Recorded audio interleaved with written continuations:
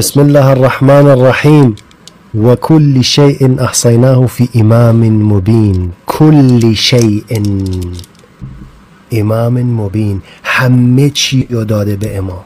همه چی، درسته یا نه؟ همه چی، صفات خدا، خالق، رزق میده، شفا میده. کل شیء احصیناه فی امام مبین. در کتاب اعتقادات الامامیه شیخ صدوق صفحه 100 در دعایی که حضرت امام رضا علیه السلام می‌فرماید: خداوندا، هر کس که مدعی شود که ما رب هستیم یا ما خدا هستیم، از او به سوی تو براءت و بیزاری می‌جوییم.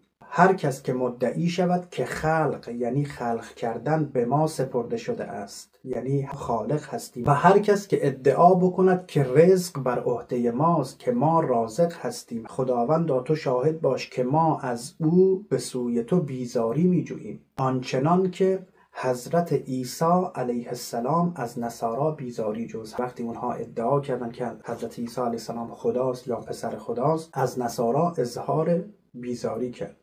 حضرت امام صادق علیه السلام می‌فرماید: والله ان الغلاة اشر من الیهود و النصارا و المجوس و الذین اشرکوا. غلو کنندگان بدترین خلق هستند، عظمت الهی را کوچک می‌کنند و برای بندگان خدا ادعای ربوبیت و ادعای خدایی می‌کنند. به خداوند قسم که قطعاً قالیان از یهودی ها و از مسیحی ها و از مجوسی ها و کسانی که شرک ورزیدند برای خداوند متعال بدتر هستند.